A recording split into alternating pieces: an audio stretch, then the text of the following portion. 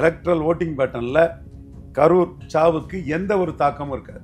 கரூர் துயரம் என்பது எலெக்ஷன்ல எதிரொலிக்காதுங்கிறீங்களா சார்? எந்த தாக்கமும் இருக்காது. கள்ளக்குறிச்சி சாராய சாவுக்கு தாக்கம் இருக்குன்னு சொல்லி தாவேக்காரங்க டங்குன்னு ஆடி 20% ஓட்டு இருக்கு அது இதுன்னு கடைசியில் நோட்டாவுக்கு முன்னோட ஓட்டு கீழே போயிட்டு அப்ப அந்த 20% 50,000 தாவேக்கா ஓட்டு எங்க போச்சு ஜான் ஆரோக்கியசாமி சொல்லுவாரா? திமுகவுக்கு போயிருச்சா? இல்ல, கிடையாது. விஜய்க்கு ஓட்டே இல்லைன்னு சொல்ல வரீங்களா? இல்ல.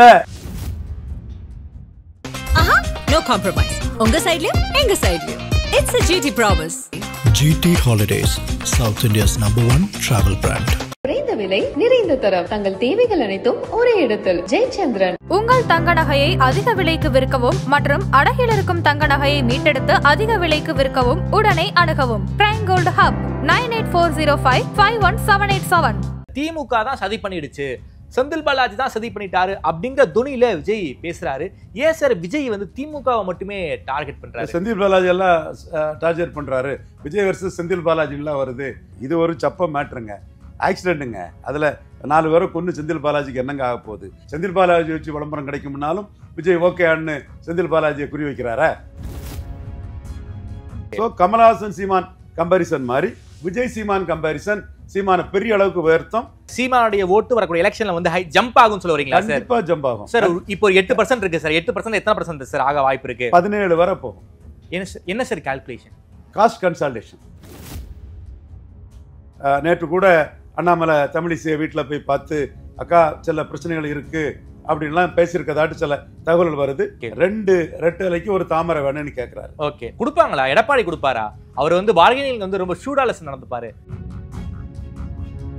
ஒருவேளை விஜய் நம்ம கூட வந்துருவாருங்கிற மைண்ட் செட்ல வந்து எடப்பாடியார் இருக்காரு போல இருக்கே சார். அப்படி போனா யாருக்கு சார் லாபம், யாருக்கு சார் நஷ்டம்? விஜய் தனிச்சு நின்னா எடப்பாடிக்கு தான் நஷ்டம். ஓகே, சீமானுக்கு லாபம். இந்த கம்பாரிசன் இருக்கு பாருங்க, அதுல சிவன் தாண்டா ஹீரோ, இவன் டம்மிங்கிறத மக்கள் உணர்ந்துருவான். கூட்டணி உருவானா திமுக வீழ்த்த முடியாதா சார்? கூட்டணி விடுவானா அது விஜய்க்கு தற்கொலை. விஜய யூஸ் பண்ணி ஸ்டாலின் கிட்ட சீட்டு கொஞ்சம் அதிகம் பேரம் பேசுறதுக்கோ அல்லது விஜய மையமா வச்சு தங்களுக்கு ஒரு பப்ளிசிட்டி தேடுறதுக்கோ காங்கிரஸ் தலைவர்கள் முயற்சி பண்ணலாம். ஓகே, இதை வச்சுட்டு பெருசாலாம் வேற ஒன்றும் பண்ண முடியாது. ஸோ இன்னும் கட்சிகள் வந்து ஸ்டாலின் கூட கூடுதலா கூட்டணிக்கு வர்றதுக்கு வாய்ப்பு இருக்கு. யார் சார் வர வாய்ப்பு இருக்கு? பிரேமலதா அம்மையார், தேமுதிக, ஓபிஎஸ் 2 பேருமே மீட் பண்ணிட்டாங்க. 2 பேருக்குமே மோர் தேன் 50% மேல டிஎம்கே தான் வாய்ப்பு. டாக்டர் ஐயா அது திருமாவளம் பிரச்சனை இருக்கனால டாக்டர் ஐயா பெண்டிங்ல இருக்கிறார். ஆதரநேயர்களுக்கு அன்பு வணக்கம். இன்று நம்மோடு அரசியல் விமர்சகர் திருமிகு ரவீந்திரன் துரைசாமி அவர்கள் இருந்துள்ளார். வணக்கம் ரவீந்திரன் சார். வணக்கம் தாமராய் சார். நல்லா இருக்கீங்களா சார்? நல்லா இருக்கும் தாமராய் சார். நெடுநாட்களுக்கு பிறகு சந்திக்கிறோம் சார். குறிப்பாக கரூர் சம்பவம் சிபிஐ விசாரணையில இருந்து உங்ககிட்ட கேள்விகளை ஆரம்பிக்கணும்னு நினைக்கிறேன். அதாவது கரூர் சம்பவம் இந்தியாவே எதிர்பார்க்காத துயரம். ஒரு 41 பேர் இறந்திருக்காங்க. சுப்ரீம் கோர்ட்ல வழக்கு விசாரணை போயிருக்கு. இந்த கரூர் சம்பவத்தை பொறுத்த வரைக்கும் சிபிஐ இந்த வழக்கை விசாரிப்பாங்க. அது மட்டும் இல்லாம ஒரு ஓய்வு பெற்ற உச்சநீதிமன்றத்துடைய நீதிபதி அவர் தலைமையிலான ஒரு குழு இந்த வழக்கு விசாரணையை கண்காணிக்கும்னு சொல்றாங்க. நான் சிபிஐ என்கொயரி உள்ளலாம் நான் வந்து மயிர்பிளக்கும் விவாதங்களுக்குலாம் நான் போகவே விரும்பல சார். இது டிவிகேவுக்கு கிடைத்த வெற்றியா? குறிப்பாக பொலிட்டிக்கலா பலரும் பேசிக்கிட்டு இருக்காங்க. உங்களுடைய பார்வை என்ன சார் இருக்கு? விக்கிரவாண்டி இடைத்தேர்தல் டைம்ல கள்ளக்குறிச்சி சாராய சாவை ஐயா விஜய் அவர்கள் பார்க்க போனாங்க. ஆமா சார். தலைவா அதெல்லாம் பார்த்தோம். அப்போ ஜான் ஆரோக்கியசாமி என்ன சொன்னார்? 20% வாக்கு விக்கிரவாண்டியில் விஜய்க்கு இருக்குது, நோட்டா இங்க வேத்தகு வாக்கு பெறும் அப்படிலாம் சொன்னாரு. நாம் தமிழர் சீமான்கிட்டயே 20% ஓட்டு விஜய்க்கு இருக்கு, பேசி விட்டுருங்கன்னு காலையில இருந்து சாயங்காலம் வரை கெஞ்சிக்கிட்டு இருந்தாரு. நான் தான் சொன்னேன், கள்ளக்குறிச்சி சாராய சாவோ ஆம்ஸ்டாங் மர்டரோ எந்த ஒரு தாக்கத்தையும் விக்கிரவாண்டியில் ஏற்படுத்தாதுன்னு சொன்னேன். போலரைசேஷன் தான் வரும்னு சொன்னேன். 55% வாக்கு திமுக வாங்கினாங்க, கொடுத்தேன். 63 வாங்கினாங்க. 25 பாமக கொடுத்தேன், 29 வாங்கினாங்க. அன்புமணியும் அண்ணாமலையும் விக்கிரவாண்டி வீதிகளிலே ஒரே குட்டையில் ஊறிய மட்டைகள்னு மாம்பழத்தை தூக்கிட்டு பெருசா நின்னாங்க. இது கள்ளக்குறிச்சி சாராய சாவுக்கு எந்த எஃபெக்டும் இல்லைங்கிறத நிரூபிச்சு. எலக்ட்ரல் ஓட்டிங் பேட்டர்ன்ல கரூர் சாவுக்கு எந்த ஒரு தாக்கமும் இருக்காது. அதாவது கரூர் இந்த கூட்டணி கரூர் துயரம் என்பது எலெக்ஷன்ல எதிரொலிக்காதுங்கிறீங்களா சார்? எந்த தாக்கமும் இருக்காது. ஓகே. கள்ளக்குறிச்சி சாராய சாவுக்கு தாக்கம் இருக்குன்னு சொல்லி தாவேக்காரங்க டங்குன்னு ஆடி 20% ஓட்டு இருக்கு அது இதுன்னு கடைசியில் நோட்டாவுக்கு ஓட்டு கீழே போயிட்டு நோட்டாவுக்கு ஓட்டுக்கும் நோட்டாவுக்கு முன்னோட ஓட்டு கீழே போயிட்டு ஓகே திமுகவுக்கு போலிங் அதிகமாயிடுச்சு, மொத்தத்துல போலிங் அதிகமாயிடுச்சு. ஓகே. அப்ப இந்த 20% 50,000 தாவேக்கா ஓட்டு எங்க போச்சு? எங்க போச்சு? ஜான் ஆரோக்கியசாமி சொல்லுவாரா திமுகவுக்கு போயிருச்சா? இல்ல, கிடையாது. விஜய்க்கு ஓட்டே இல்லைன்னு சொல்ல வரீங்களா? இல்ல, இன்னைக்கு விஜய்க்கு ஓட்டே இல்ல. 26ல நிரூபிச்சாதான் ஓட்டு. ஓகே. இன்னைக்கு விஜய்க்கு அபிமானிகள் இருக்கான், ரசிகர்கள் இருக்கான். ஓட்டு போடலாம், போடாமலும் போகலாம். ஓகே. விஜய் தனிச்சு நின்னா போடுவான், கூட்டணி போனா போட மாட்டான். சோ அது விஜய்க்கான ஓட்டு அல்ல. இப்போ விஜய் தனிச்சு நின்று நிரூபிக்கிற ஓட்டு தான் விஜய்க்கு ஓட்டு. ஒருவேளை எடப்பாடி கணிசமான சீட்டை கொடுத்து அதுல நிரூபிச்சாலும் அது விஜய்க்கு ஓட்டு தான். ஏன்னா விஜய் தனிச்சு நின்னா தன்னை பாதிக்கும்னு எடப்பாடி பயந்துட்டாருன்னு அர்த்தம்.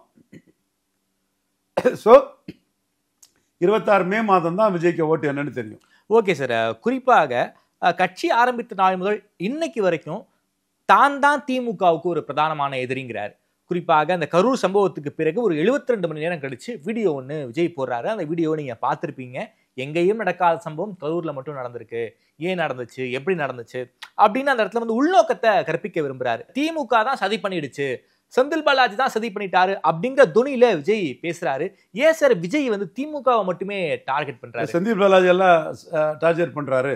விஜய் வர்சஸ் செந்தில் பாலாஜி எல்லாம் வருது. விளம்பரம் கிடைக்கும்னா பணமும் ஆவாங்க.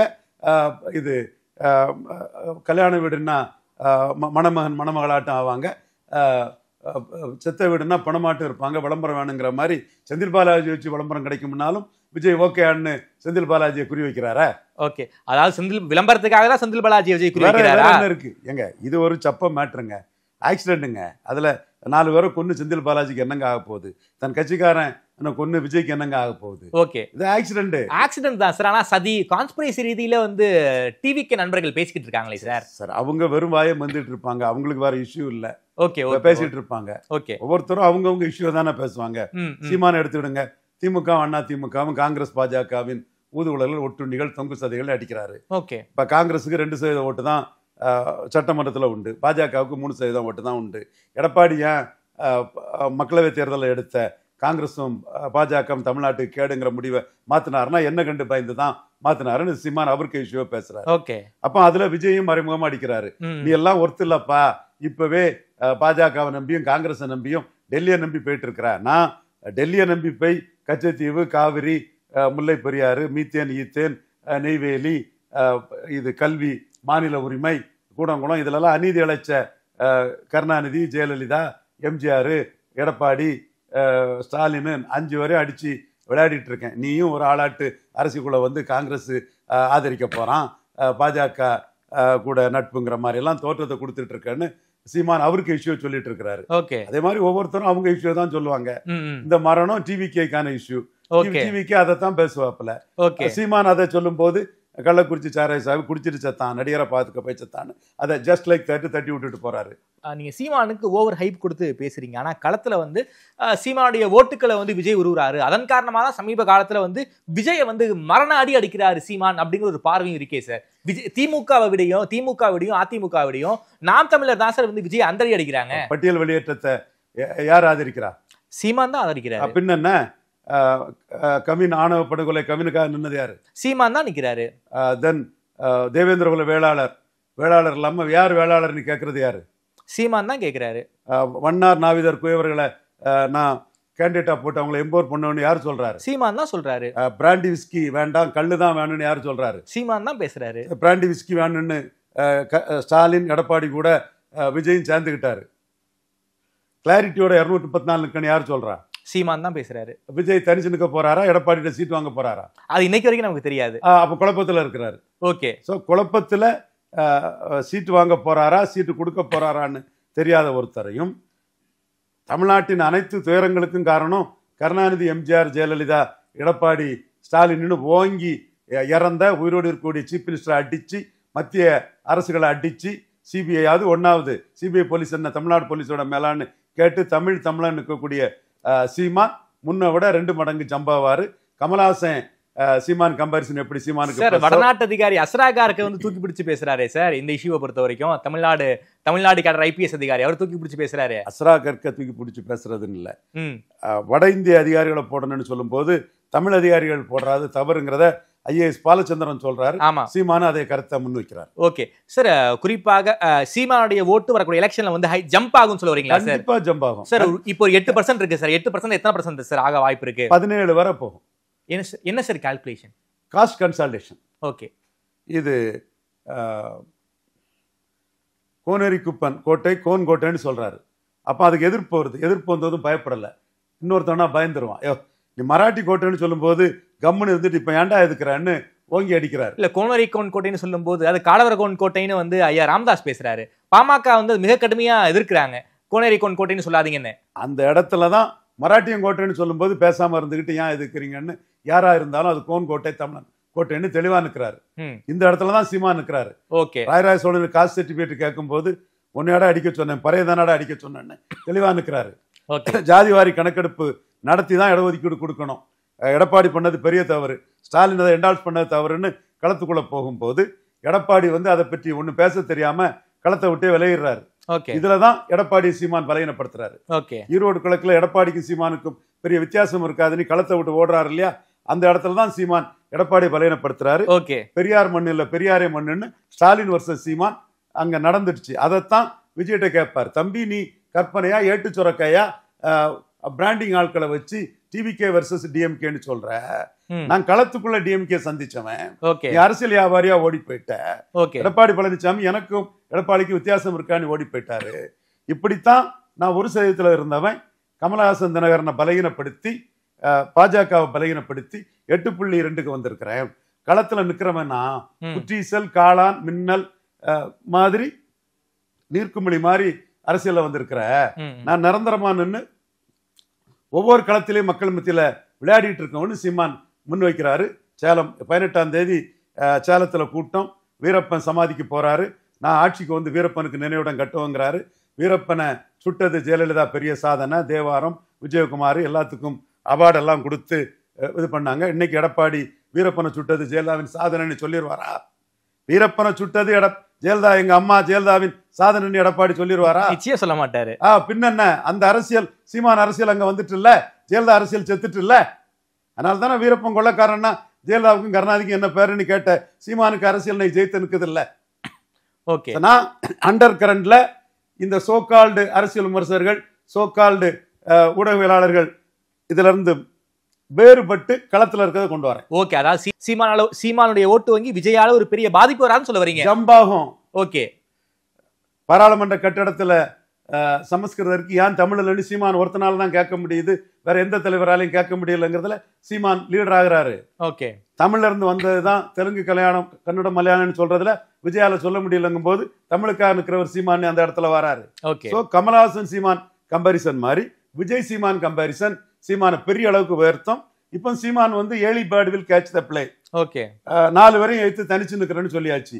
விஜய் குழப்பத்தில் இருக்கிறாரு, தெளிவற்றவரா இருக்காரு, இன்னொரு கமலஹாசன் இருக்கிறாரு. Okay sir. குறிப்பாக என்டிஏ கூட்டணியில இருந்து பட் கமலஹாசனோட ரசிகர் பலம் விஜய்க்கு ஜாஸ்தி, தீவிர ரசிகர்கள் ஜாஸ்தி. Okay sir. குறிப்பாக விஜய் வந்து ஒரு கூட்டணி குழப்பத்துல இருக்காருன்னு சொல்றீங்க. இந்த குழப்பத்தை வந்து நாம எப்படியாவது யூஸ் பண்ணிக்கணும்னு அதிமுகவும் நினைக்கிறாங்க, பாஜகவும் நினைக்கிறாங்க. இதை நாம எப்படி சார் புரிஞ்சுக்கிறது? இல்ல என்டிஏ நினைக்கிறாங்கன்னு புரிஞ்சுக்கலாமா? அதிமுக பிளேயர், பாஜக அதிமுக அவங்களுக்கு என்ன சீட் வாங்குறாங்கன்னு தான் பார்க்கணும். ஓகே. மற்றபடி விளம்பரத்துக்கு பேசுறாங்க. அண்ணாமலை அதுல தன் கருத்துல விஜய் அடிச்சுதான் பேசுறாரு. அந்த கூட்டத்திலே பாருங்க விசில் அடிங்க நடிகன் அதோட நிறுத்திக்கிடுங்கன்னு தான் சொல்றாரு. விஜய்கிட்ட கேளுங்கன்னு தான் சொல்றாரு. ஏன்னா அண்ணாமலை புரிஞ்சுக்கிட்டாரு விஜய் நாடகம் ஆடி பாஜக கொள்கை எதிரின்னு நாளைக்கு சொல்லதுக்கு வாய்ப்பு உண்டு. இப்பவும் அதான் சொல்லிக்கிட்டு இருக்காரு. கொள்கை எதிரிந்தாங்கிற ஸ்டாண்ட்ல தான் விஜய் இருக்காரு. அதுல அண்ணாமலை அலர்ட்டா இருக்கிறாரு. ஓகே. சோ அண்ணாமலை தான் தமிழக பாஜகவின் முகம். நயினார் இல்லையா? நயினார் நியமன தலைவர். அவர் நாளைக்கு சாதிச்சுட்டாருன்னா நயினார் சாதிச்சுட்டாரு, நான் பாராட்டிட்டு போறேன். எனக்கு அண்ணாமலை நீக்கம் தான் எனக்கு பிரச்சனையை தவிர நயினாரை போட்டாலும் சரி, உடையார போட்டாலும் சரி, மூப்பனாரை போட்டாலும் சரி, அது நமக்கு மேட்டர் இல்ல. ஓகே. அண்ணாமலையை நீக்கினது அநீதி. ஓகே. 3.7% 2019 தமிழிசை தலைமையில எடுத்துட்டு வச்சிருந்த. இன்னைக்கு தமிழிசை நயனாருக்கு ஆதரவா, தமிழிசை அண்ணாமலைக்கு ஆதரவா இருக்கிறாங்க. அந்த நயனாருக்கு இதுக்கு போகலாம் செய்திகள் வருது. ஓகே. பட் தமிழிசை எடுத்தது 3.7% தான், அண்ணாமலை எடுத்தது 11.4%. ஸோ 5 வருஷத்துல 3 மடங்கு அந்த கட்சியை வளர்த்திருக்கிறாரு. அவர் தான் கட்சிக்கு முகம். நேற்று கூட அண்ணாமலை தமிழிசையை வீட்டில் போய் பார்த்து அக்கா சில பிரச்சனைகள் இருக்கு அப்படின்லாம் பேசியிருக்கதாட்டு சில தகவல்கள் வருது. பொன்னார் கூட எடப்பாடியை சிஎம்மா சொன்னா 6 சீட்டும் அடிபட்டு போகும்ங்கிறத அண்ணாமலை கிட்ட தொடர்பு கொண்டு பேசினதாக. அதே அண்ணாமலை தான் சார் சமீப காலத்துல எடப்பாடி முதல்வராகவும் தொடர்ச்சியா பேசிக்கிட்டு இருக்காரு சார். கண்டிப்பா பேசிட்டு இருக்கிறாரு, அதுல எந்த மாற்றமும் இல்லை. ஆரம்பத்திலே அதான் பேசிட்டு இருக்கிறாரு. அவர் இந்த கூட்டணியை கெடுக்க பாக்குறாருங்கிற குற்றச்சாட்டு அவர் மேல வருங்கிறத தடுக்கிறதுக்கு அதை பேசிட்டு இருக்கிறாரு. ஓகே, 2 ரெட்டலைக்கு ஒரு தாமரை வேணும்னு கேட்கிறாரு. ஓகே, கொடுப்பாங்களா? எடப்பாடி கொடுப்பாரா? அவர் வந்து பார்கெனிங் வந்து ரொம்ப ஷூடாலஸ் நடந்துப்பாரு. Very rough and tough bargainer. இதுவரையில பேரத்துல தோத்ததில்ல. ஓகே, இப்ப அண்ணாமலை அந்த இடத்துக்குள்ள விஜயை வச்சு தன்னோட இம்பார்ட்டன்ஸை நயனார் நயேந்திரன் போன்றவங்க எல்லாம் குறைக்க பாக்குறாங்க, உடந்துகிட்டாரு. ஓகே ஓகே சரி. குறிப்பாக அதிமுகவும் சரி, எடப்பாடியார் வந்து மக்கள் பயணம் போயிட்டு இருக்காரு, பிரச்சாரம் போய்கிட்டு இருக்காரு. தாவேக்கா குடி அசைப்பதையெல்லாம் நம்மளால பார்க்க முடியுது. ஒரு புதிய கூட்டணிக்கான அச்சாரம்ங்கிறாங்க. ஒருவேளை விஜய் நம்ம கூட வந்துருவாருங்கிற மைண்ட் செட்ல வந்து எடப்பாடியார் இருக்காரு போல இருக்கே சார். அப்படி போவாரா? அப்படி போனா யாருக்கு சார் லாபம், யாருக்கு சார் நஷ்டம்? அப்படி போனா எடப்பாடிக்கு வரவிருக்கக்கூடிய நஷ்டம் தவிர்க்கப்படும். என்ன சார் வரக்கூடிய நஷ்டம் தவிர்க்கப்படும்? விஜய் தனிச்சு நின்னா எடப்பாடிக்கு தான் நஷ்டம். ஓகே, சீமானுக்கு லாபம். இந்த கம்பாரிசன் இருக்கு பாருங்க, அதுல சிவன் தாண்டா ஹீரோ, இவன் டம்மிங்கிறத மக்கள் உணர்ந்துருவான். ஃபார்ச்சூன் ஃபேவர்ஸ் த பிரேவ்னு சீமான் தான் பிரேவ். காங்கிரஸ் பாஜகவையும் காங்கிரஸ் பாஜகவோட ஒட்டுண்ணி ஊதுகுழல் தொங்கு சதைன்னு திமுக வேணா திமுக அடிக்கிறான், கருணாநிதி ஜெயலலிதாவையும் அடிக்கிறான்னு சீமான் பிரேவ் லீடர்னு மக்கள் உணர்ந்துக்குவான். சீமானுக்கு அது லாபம் வரும். விஜய்க்கு அதிமுக ரெட்டலைக்கு ஓட்டு போடக்கூடிய வாக்குகள் விஜயகாந்த் பிரிச்ச மாதிரி, கமல்ஹாசன் பிரிச்ச மாதிரி விஜயும் பிரிப்பாரு, எடப்பாடியை அது பாதிக்கும். ஓகே, விஜய் தனியா நின்னார்னா நிச்சயமாக எடப்பாடியை பாதிக்கும். அதன் காரணமா தான் கூட்டணிக்கு வாங்கங்கிற இந்த அழைப்பை எல்லாம் அந்த இதுக்காக தான் விஜய் மேல சாப்பிட்டாட்டு பெரிய கட்சி வருது, அந்த கட்சி வருது, இங்க மெகா கூட்டணி அமைப்புன்னு சொல்றேன்னா, தனிச்சு நின்னா எடப்பாடி ரொம்ப காலின்னு சொல்ல மாட்டேன், விளாட கொண்டுறோம் வன்னியரும் அவரோட நிற்பாங்க. ஓகே, நிதானமா தான் நான் பேசுவேன். ஓகே, ஆனா சீமான் 7% எடப்பாடிய பின்னடைவு ஏற்படுத்தியது போல, ஸ்டாலின் சில சதவீதம் அவருக்கு பாதிப்பு ஏற்படுத்தியது போல, அண்ணாமலை ஏற்படுத்தியது போல விஜயும் குறிப்பிடத்தக்க சதவீதம் எடப்பாடி பலகீனப்படுத்துவாரு. விஜய் தனிச்சு நின்னா அதிக பலகீனப்படுவது எடப்பாடி பழனிசாமி தான். ஓகே, பலப்படுவது சீமான். ஒருவேளை கூட்டணி உருவானா திமுக வீழ்த்த முடியாதா சார்? கூட்டணி விடுவானா அது விஜய்க்கு தற்கொலை. அதாவது அதிமுக கூட்டணிக்கு விஜய்க்கு போனா தற்கொலைக்கு சமம். சீமான் சொன்ன மாதிரி வியாபாரி, பச்சோந்தி, சுயநலவாதி, நிறமாறிங்கிறது புருவாயிரும். பாப்புலாரிட்டியை ரஜினி அஜித் வந்து வியாபாரமாக்கல, இவர் வியாபாரமாக்க வந்துட்டாரு. பலம் நிரூபிக்காமலே விஜய் வந்து எடப்பாடி கிட்ட நோட்டுக்கும் சீட்டுக்கும் விலை போயிட்டாருங்கிற அந்த சீமானுக்கு குற்றச்சாட்டு சரியாயிடும். ஓகே சார், குறிப்பாக இந்த கரூர் சம்பவத்தை பொறுத்த வரைக்கும் பாஜக இந்த சிபிஐ விசாரணையை வரவேற்கிறாங்க, விஜய்க்கு ஒரு மாரல் சப்போர்ட்டை கொடுக்குறாங்க. இதை நாம எப்படி சார் புரிஞ்சுக்கிறது? குறிப்பாக நயினார் வந்து அளவுக்கு மீறிய ஒரு சப்போர்ட்டை வந்து விஜய்க்கு கொடுக்குற மாதிரியான தோற்றம் தான் தெரியுது. ஏன் வந்து பாஜக வந்து தன்னுடைய வரம்பை மீறி விஜய்க்கு இவ்வளவு ஆதரவு கொடுக்கணும்? இதுக்கு என்ன பாஜக ஒரு தேசிய கட்சி, அதுல ஒவ்வொருத்தருக்கும் கருத்து சொல்ல உரிமை இருக்குது. சரி, நயினார் மாநில தலைவர், அவர் வந்து மாநில தலைவருக்கு வந்து அண்ணாமலை நீக்கம் தான் தவறு, நயினார் நியமனம் வந்து ஏற்றுக்கொள்ளத்தக்கதுதான். ஓகே, நீக்கிற பிறகு ஒருத்தரை போட்டாகணும், அதுல நயினார் வந்திருக்காரு, தகுதியானவர் தான். இது ராம்நாட்ல 30% எடுத்திருக்கிறாரு, திருநெல்வேலி 30% எடுத்திருக்கிறாரு. அவர் இந்த அணி போதாது, ஜெயிக்க போதாதுங்கும் போது விஜய் வந்துட மாட்டாருங்கிற ஏக்கத்துல அவர் அந்த கருத்தை சொல்றாரு. ஓகே, ஆனா அவர் ஆரம்பிச்ச அந்த பயணத்துல தாவேக்காரங்க யாரும் கொடிய கொண்டு காட்டல. ஆனா எடப்பாடியார் கூட்டத்துல வந்து கொடி அசைக்கிறாங்க.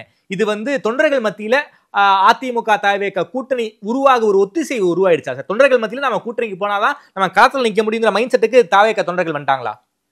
அதைத்தான் எடப்பாடி கிளைம் பண்றாரு. ஓகே, மேலும் இங்க கூட்டணியில சீட்டு கொடுக்கக்கூடிய இடத்துல எடப்பாடி தான் இருக்காரு. ஆமா, அதுல சந்தேகமே இல்லை. ஓகே, எடப்பாடி கிட்ட சீட்டு வாங்கக்கூடிய இடத்துல தான் பாஜகவும் இருக்கிறாங்க, விஜயும் இருக்காரு. பலம் நிரூபிக்காத அன்டெஸ்டட் நாட் ப்ரூவ்டு விஜயும் ஒரு பலம் இருக்கும்னு எடப்பாடி மதிக்க வாய்ப்பு இருக்கு. தனிச்சு நின்னா எடப்பாடிக்கு தான் டேமேஜ்.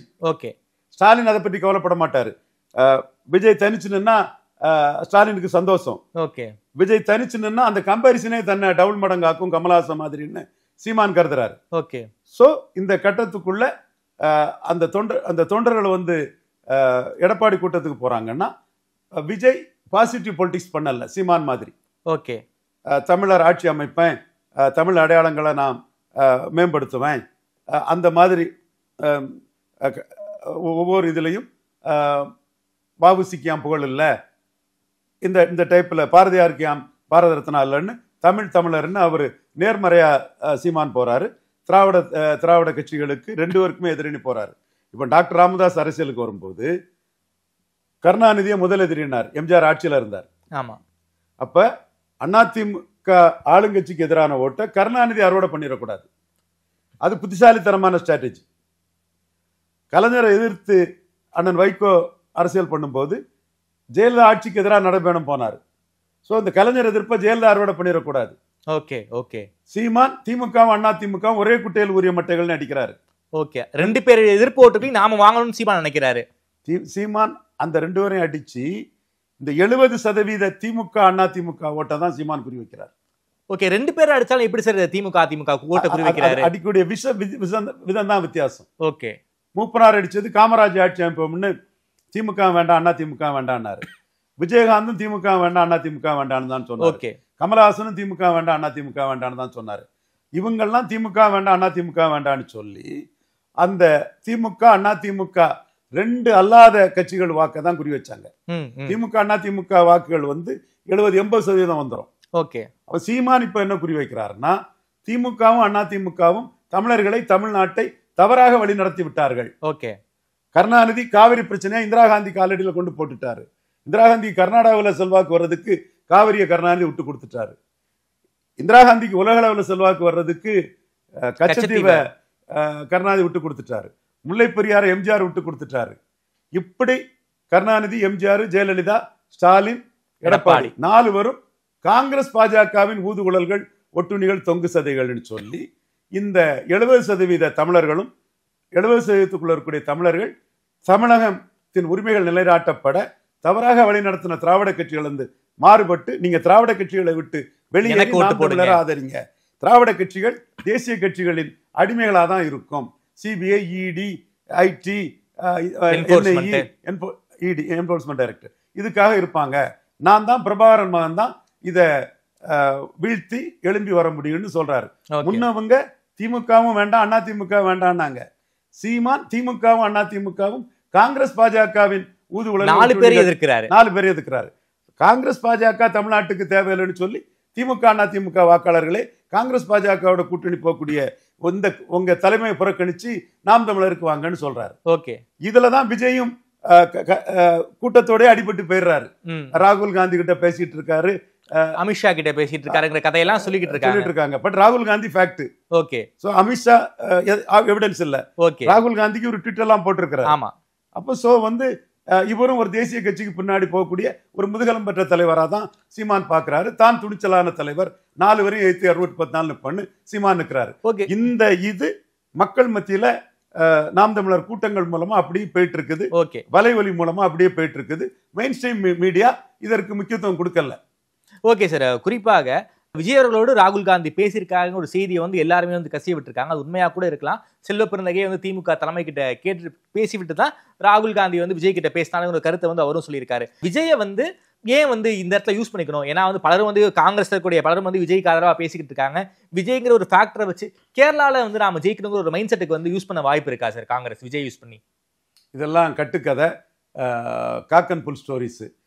விஜயை யூஸ் பண்ணி ஸ்டாலின் கிட்ட சீட்டு கொஞ்சம் அதிகம் பேரம் பேசுறதுக்கோ அல்லது விஜயை மையமா வச்சு தங்களுக்கு ஒரு பப்ளிசிட்டி தேடுறதுக்கோ காங்கிரஸ் தலைவர்கள் முயற்சி பண்ணலாம். ஓகே. இதை வச்சுட்டு பெருசாலாம் வேற ஒன்றும் பண்ண முடியாது. சாதாரண மாணவர் போராட்டத்துக்கு ராகுல் காந்தி திமுக போராட்டத்துக்கு நிற்கிறாப்புல. திமுக கட்சி அலுவலக தரப்புக்கு சோனியா நிற்கிறாப்புல. இந்திய அளவுல 22 எம்பிக்களோட இருக்கக்கூடிய ஸ்டாலின் மிக முக்கியமானவரா இருக்கிறாப்புல. ஓகே. இன்னைக்கு ஒரு நாட்டுல ஒரு இன்ஸ்டபிலிட்டி வரும் எதிர்பார்ப்பும் காங்கிரஸ் கிட்ட இருக்குது. ஓகே. அது மட்டும் இல்ல, ஸ்டாலின் கொடுக்கிறது எம்பி போஸ்ட், எம்எல்ஏ போஸ்ட். 4% ஓட்டு கூட இல்லாம கன்னியாகுமரியில மட்டும் கட்சி வசந்தகுமார் டெபாசிட் வாங்கின காங்கிரஸ் இன்னைக்கு 10 எம்பி, அந்த அணி 40 எம்பி இருக்குதுன்னு சொன்னா ஸ்டாலின் தான் காரணம். 2.5% வாக்கெடுத்த இவங்க ஜோதிமணி எம்பியா இருக்காங்கன்னா ஸ்டாலின் தான் காரணம். அதாவது 3-4% வாக்கெடுத்த மாணிக் தாகூர் எம்பியா இருக்காருன்னா ஸ்டாலின் தான் காரணம். ஸோ இது சோனியாவுக்கும் தெரியும், ராகுலுக்கும் தெரியும். அவங்க திமுக கூட்டணி வெற்றி பெறது வரை இந்த கூட்டணியில தொடருவாங்க. ஓகே. ஸ்டேட் ஆஸ்பிரண்ட்டுக்காக ஸ்டாலினை பகச்சிக்க மாட்டாங்கன்னு சொல்ல வரீங்க. ஸ்டேட்லயும் ஸ்டாலின் அவங்களுக்கு வெற்றியை தானே கொடுக்குறாங்க. ஸ்டேட்லயும் அவங்க வித்தவுட் ஸ்டாலின் என்னத்தை சாதிச்சுட்டாங்க? வட தமிழகத்திலாம் அவங்களுக்கு என்ன ஓட்டு இருக்குது அதுதான் நான் கேட்குறேன்.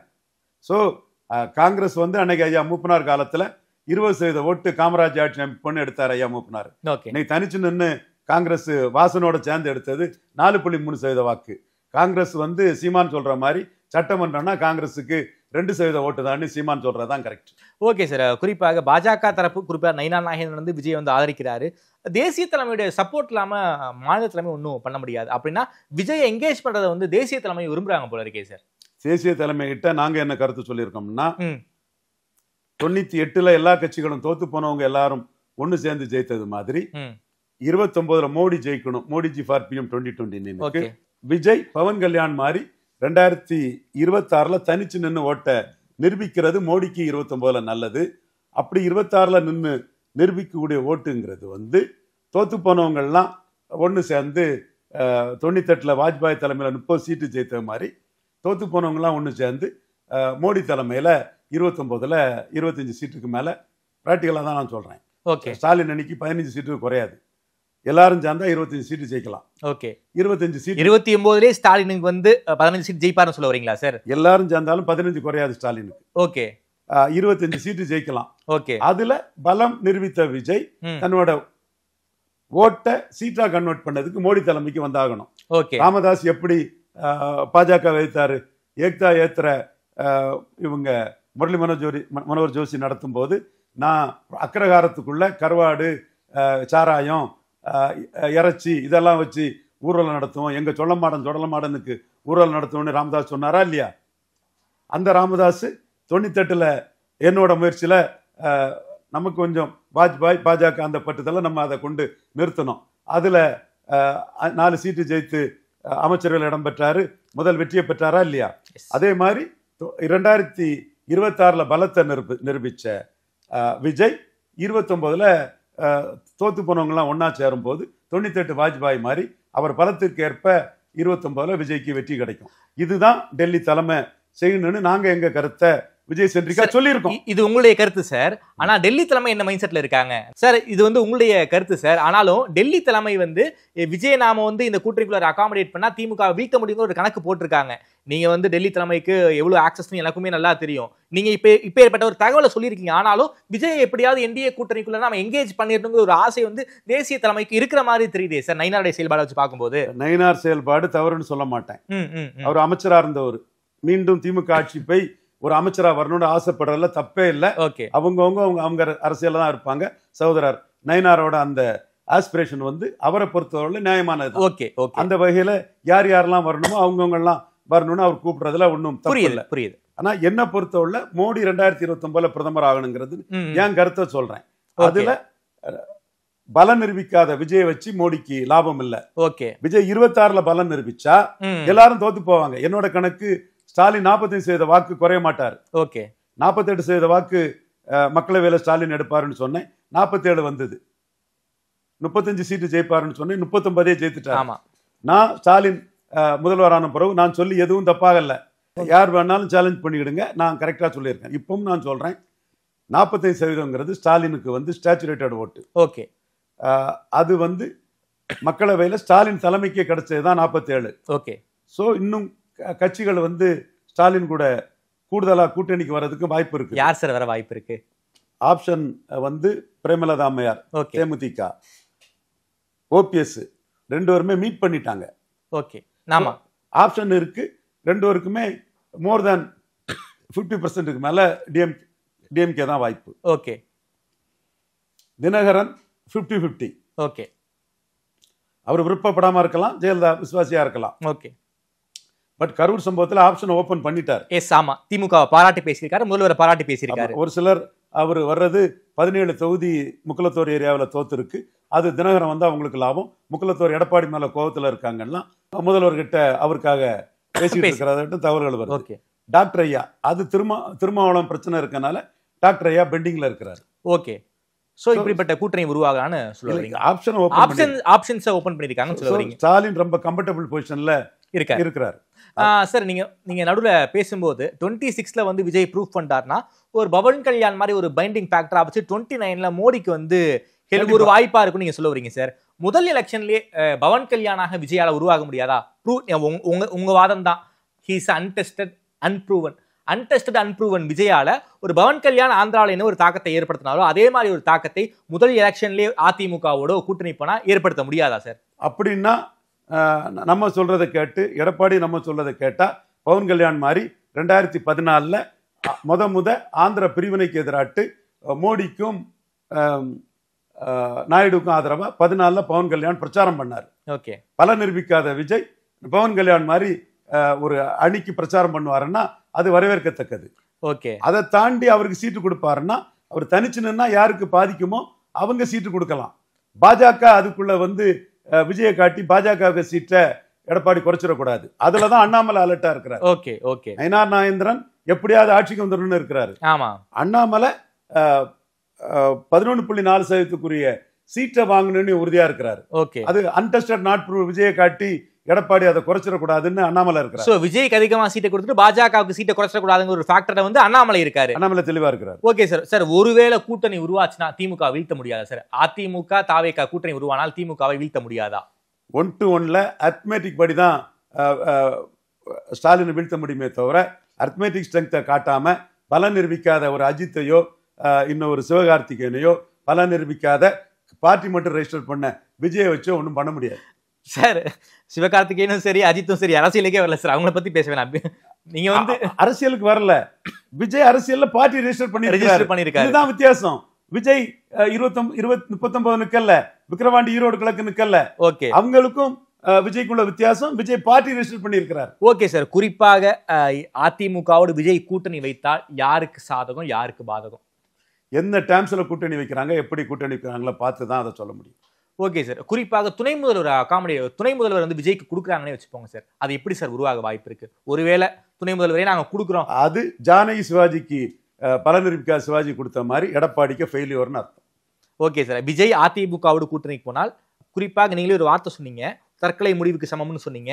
தற்கொலை முடிவு யாருக்கு சார்? எடப்பாடிக்கா இல்ல விஜய்? எடப்பாடிக்கு லாபம். விஜய் தனிச்சுன்னா எடப்பாடியை தான் பலவீனப்படுத்துவாரு. ஓகே. அது தடுக்கப்படும். ஓகே. அதாவது அதிமுகவோடு விஜய் கூட்டணி போனா விஜய்க்கு தான் தற்கொலையான முடிவுங்கிறீங்க, எடப்பாடிக்கு லாபம். எடப்பாடிக்கு லாபம் தான். ஏன்னா ஓகே அதனால லாபம் இல்ல. அந்த அகாமடேட் பண்ணலன்னா பெருசா ஓட்டு வந்துறாரு. பிரச்சார பலத்துக்கு 1/2% 1% ஓட்டு மேக்சிமம் வரும். சிவாஜி 67 பிரச்சாரம் பண்ணி ஓட்டு வரல. சிவாஜி ஜானகிக்கு ஓட்டை டிரான்ஸ்பர் பண்ண முடியல. ராதிகா திமுக வெற்றி பெற்றாலும் ராதிகா வச்சு ஓட்டு வரல. 84 அதிமுக காங்கிரஸ் வெற்றி பெற்றாலும் பாக்கியராஜ் வச்சு ஓட்டு வரல. பலம் நிரூபிக்காத தன் கையில வராத ஓட்டை எந்த கொம்பனும் யாருக்கும் டிரான்ஸ்பர் பண்ண முடியாது. விஜயும் விதி விலக்கு இல்ல, யாரும் அதுல விதி விலக்கு இல்ல. சோ எடப்பாடியை பொறுத்தவரையில விஜய் தனிச்சு நின்னா எடப்பாடிக்கு லாபம், எடப்பாடிக்கு நஷ்டம், கடுமையா நஷ்டப்படுவார். அந்த நஷ்டம் தவிர்க்கப்படும். சார் ரொம்ப நன்றி சார். கரூர் சம்பவத்துக்கு பிறகு இந்த கூட்டணி கணக்குகளை பத்தி ரொம்ப விரிவா பேசிட்டு இருக்கோம். ஒருவேளை அதிமுக தாவேகா கூட்டணி உருவானா அது எடப்பாடிக்கு லாபம், விஜய்க்கு ஒரு தற்கொலைக்கு சமமான முடிவுங்கிற உங்களுடைய பார்வை ரொம்ப விரிவாக வச்சிருக்கீங்க. எலெக்ஷன் இன்னும் நாட்கள் ரொம்ப கம்மியாக தான் இருக்குது. ஆனாலும் ஒரு எலெக்ஷனுக்கு 2 மாதத்துக்கு முன்னாடி ஒரு என்ன டிஸ்கஷன் இருக்கும் அந்த மாதிரி டிஸ்கஷன் இப்போ நம்ம பேசியிருக்கோம். நிறைய பேசலாம் சார். நேரம் கொடுத்து பேசியமைக்கு நன்றி ரவீந்திரன் சார். விஜய்க்கு முடிவு அவர் தான் எடுக்கணும், தற்கொலை முடிவு எடுக்க மாட்டார்னு நம்புறேன். Okay sir. நன்றி சார். வணக்கம் சார்.